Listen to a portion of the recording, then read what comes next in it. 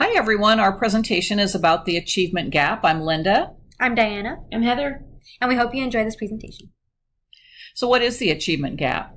It's any significant and persistent disparity in academic performance between groups of students. It's really inequality of educational outcomes and economic opportunities between different members of our society.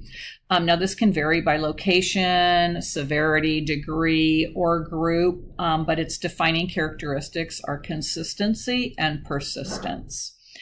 So we're going to give you a little food for thought at the end of each slide, and you can think about this from a teacher's perspective if you're already in a classroom, or maybe you want to think about these questions in terms of questions you might want to ask a prospective employer to make sure that your values align with a prospective district. So food for thought: what part can you play in breaking the cycle of gap, consistency, and persistence? A brief history of the achievement gap would begin in 1960 when Lyndon Johnson was fighting the, quote, war on poverty, end quote, and created the Economic Opportunity Act, which gave us programs like Head Start and the Elementary and Secondary Act in 1965, which still goes on today, and that is just revisited every 6 to 8 years. That also gave us the Title I funding that you see in schools currently. Along with that, the inception of the National Assessment Educational Progress that is partially funded by the Department of Education was conceived, and that is where we have all of our data for our assessments nationally.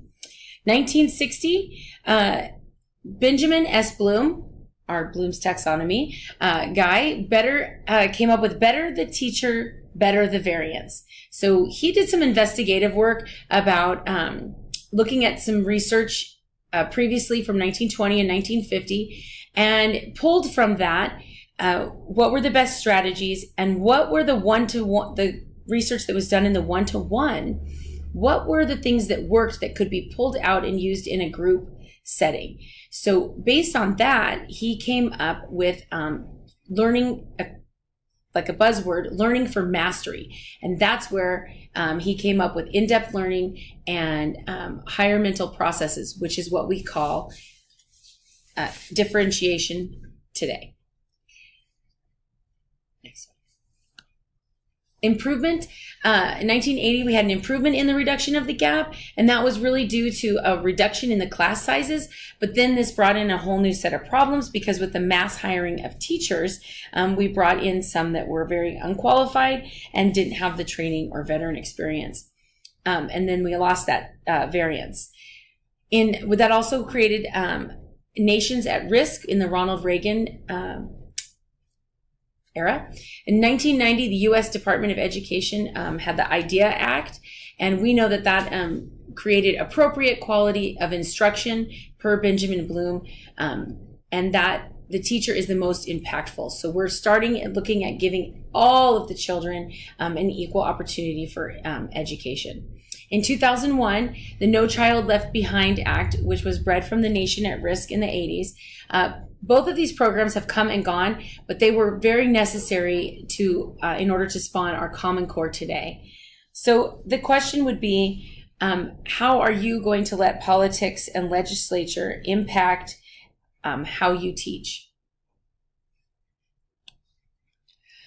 How is the gap measured? So some of the popular measurements today are standardized test scores, grades, course selection, dropout rates, graduation rates, college enrollment, college completion, absenteeism, and disciplinary infractions. And there are likely a lot of other data sets that certain districts or schools collect, but this makes up some popular areas of concern. Some food for thought for you: are there any groups of students at your school who are scoring below others on standardized tests?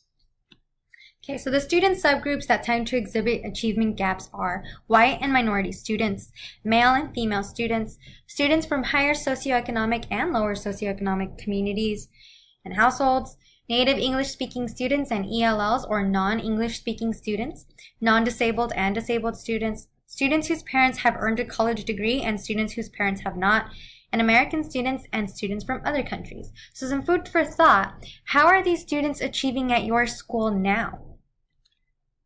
Some contributing factors include race, gender, poverty or low socioeconomic status. Family factors can affect based on educational attainment, unemployment. Kids may be missing school because they need to help out at home. Test bias. Some of the tests are probably inadvertently skewed, but they are towards certain students. And then there's been issues with the SBAC, with technology and misunderstanding content or what students are being asked. Lower quality schools, ineffective teaching, inferior resources and programs, language barriers, and lack of teacher preparation and continuing education. So something to think about is, what is your school or prospective school doing to address these challenges? Okay, so what's being done to close the gap? So we looked at it from the nationwide, the statewide, and district-wide perspective. So as we learned, the LCFF and the LCAP are taking steps in the right direction, with the LCFF putting control into this local needs, putting local needs first, and then the LCAP targeting the strengths and weaknesses to budget accordingly and best meet the needs of their students. Statewide, there are not that many programs, maybe something you'd like to look into, but they are providing resources via the California Department of Education, and the governor is making attempts to allocate an extra $3 billion to the 2018-2019 fiscal school year, but there's skepticism of its success. Nonetheless, action is being taken. District-wide, again, varying districts have varying needs. The following are programs implemented by local districts. So you have specialized student services to cater to homeless students that are homeless or students with special education needs. We're targeting visual and performing arts programs.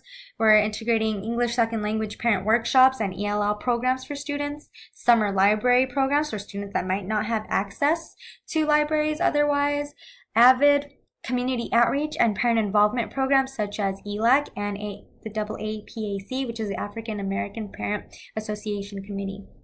So the National Education Association shares ton of information and strategies on how to close this gap. It's a very good resource to take a look at. So some food for thought is, what district-wide programs do you see implemented in your school or your prospective school?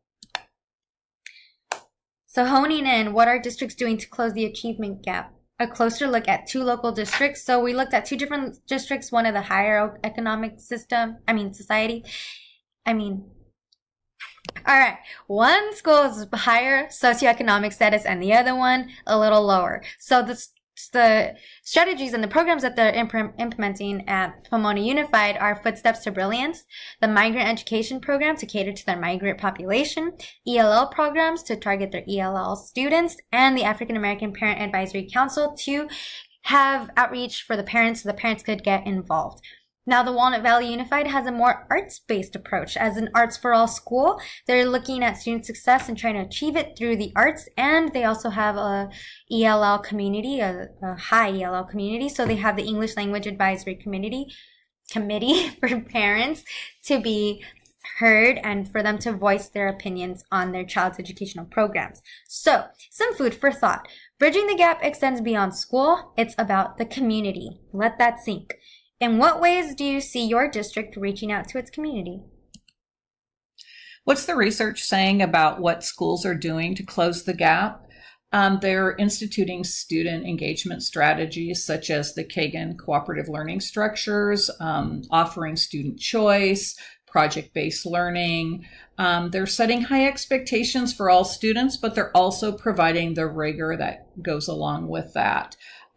As we've learned, differentiated instruction, appropriate scaffolding, and always formative assessment to inform our instruction, parent engagement and involvement, enhanced cultural competency classes to all staff members, social emotional learning, teacher collaboration and planning time so that teachers can share best practices, what's working, what's challenging. If one teacher's data indicates they're really having success in one area, it would be great for the other teachers to follow suit. Promoting positive teacher-student relationships, extended learning opportunities, maybe before or after school, tutoring, comprehensive student services, including perhaps mental health services, other health services, social services. And most importantly, likely is this has to come from the top. Lead from the top. It needs to be systemic, and it needs to be a district priority. So food for thought. How is your school or prospective school working to close the achievement gap? What can you do in your classroom to bridge the gap? So at this point, you should be thinking with them. What's in it for me? What can you do to change the world? But what can you do to change it in your own classroom?